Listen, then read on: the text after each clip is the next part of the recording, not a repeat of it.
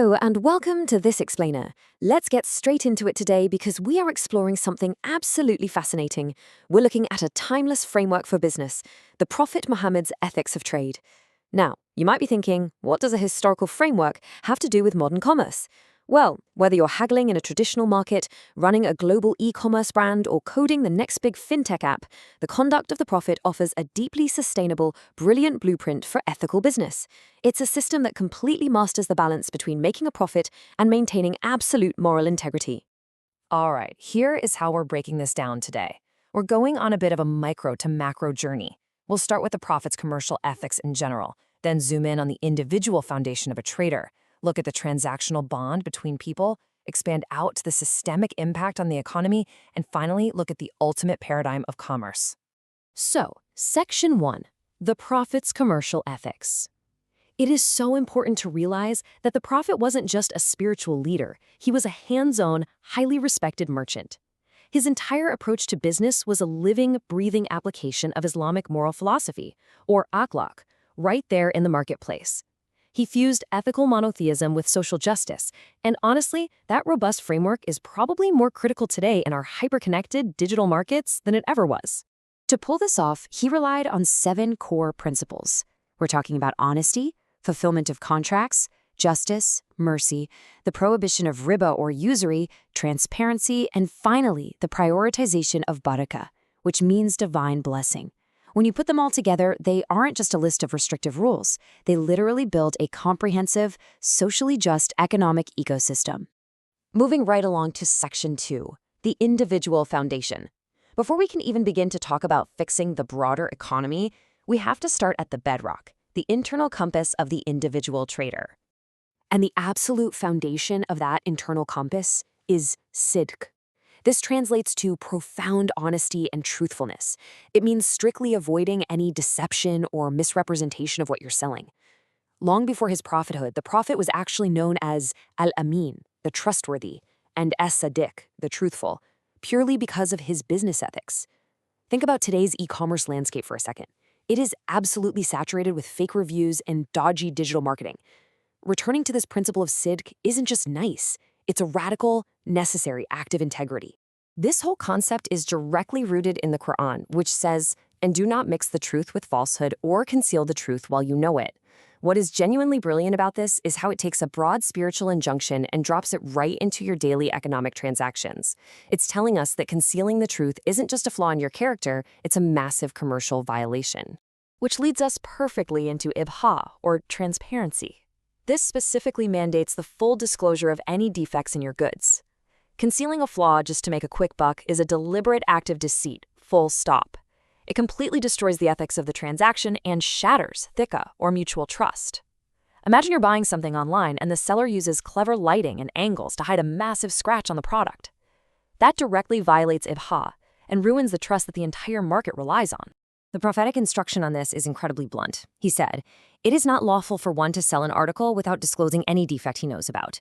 So radical transparency isn't just some PR strategy to look good to your customers. It's a legal and moral necessity. It protects the consumer and actually strengthens the relationship between the buyer and the seller. Okay, Section 3, the transactional bond. Now we are shifting from what's inside the trader's head to what happens when two people actually make a deal. Here, trade is elevated from a simple swap of cash for goods into a deeply ethical, binding covenant.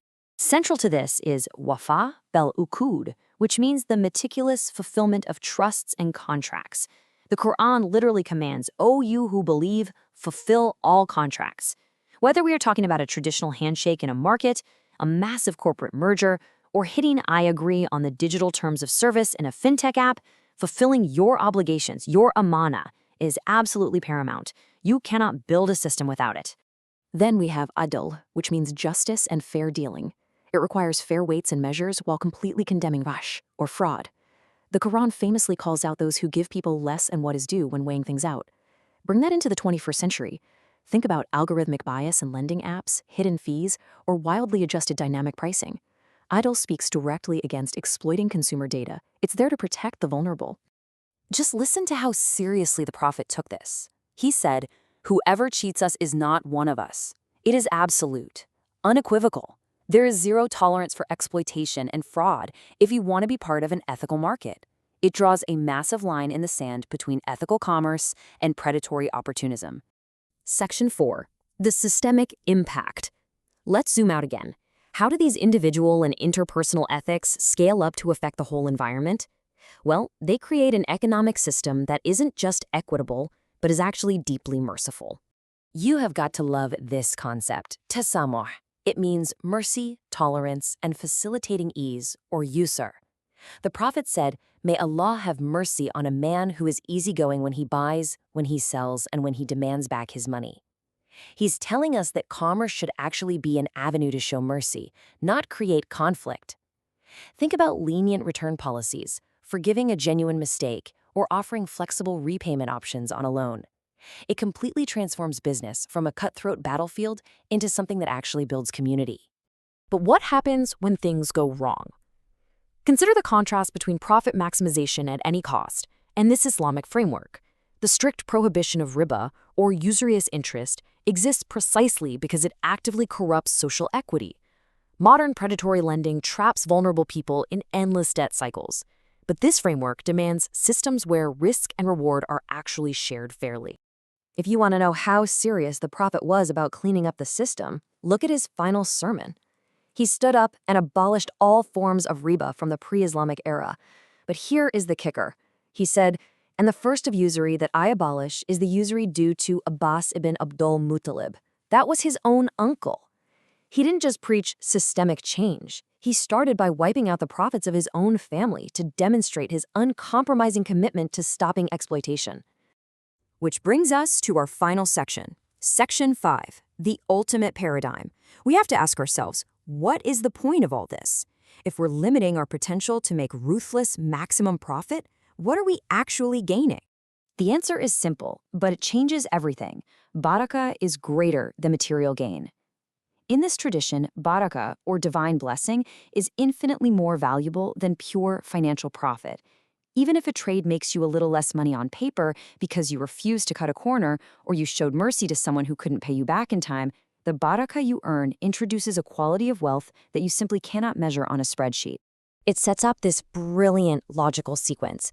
Step 1, you practice ethical trade using the principles we've covered. Step 2, that integrity actively invites divine blessings, or barakah, into your livelihood. Step 3, that barakah ensures your long-term sustainability and gives you genuine peace of mind. Compare that to the high-anxiety burn and churn culture of modern startups trying to scale at all costs. This paradigm prioritizes steady, blessed, and incredibly resilient growth that benefits everyone. And that leaves us with a critical question as we wrap up this explainer. Will you prioritize divine blessing and true sustainability over mere financial profit in your very next transaction? Because whether you are tapping a card, signing a massive contract, or launching a new fintech platform, this 7-principle framework is not just a history lesson. It is a living challenge to elevate the way we do business right now. Thank you so much for joining me today.